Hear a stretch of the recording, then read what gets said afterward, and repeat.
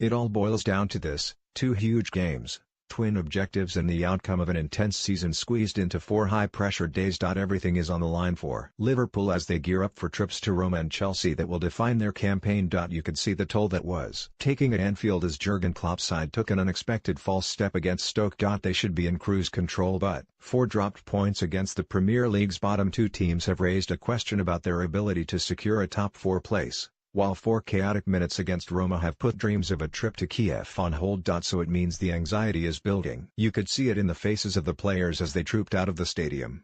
You could hear it in the groans that accompanied each errant pass. Klopp, who was in one of those tetchy moods, embodied the mounting tension. There's no time to switch off. Of course not, replied the manager when asked if he could shut things out of his mind. How? When?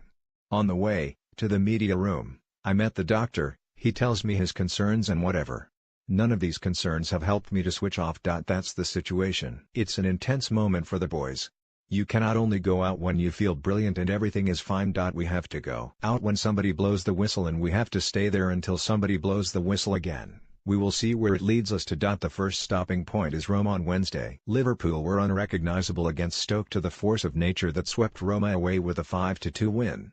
Even Mohamed Salah was affected, fluffing the kind of one-on-one chance he has been scoring with his eyes closed. Many thought it was a formality that Salah would score his 32nd of the season against Stoke to break the record for goals in a 38-game Premier League season, but Paul Lambert, whose side fully merited their point, expects the Egyptian to put Liverpool into the Champions League final. He was withering in his assessment of the Italians. I've got to say Roma, for a team in the semi-final of the Champions League, were dreadful, said Lambert, who won the European Cup with Borussia Dortmund in 1997. 5 goals in a semi-final?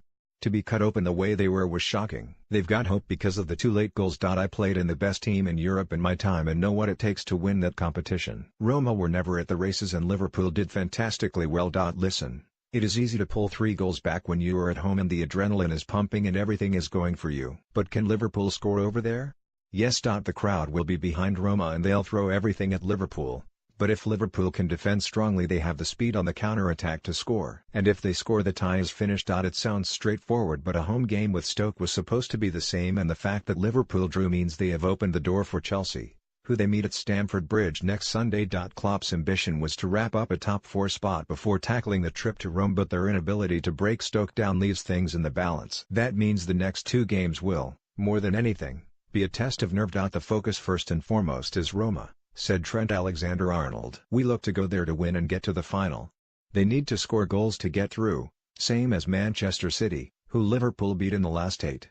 We passed the City test and hopefully we pass the test on Wednesday. Whether we have qualified already or not, we are still going into every game to try and win.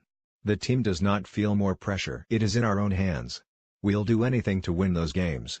We have to be prepared mentally and physically.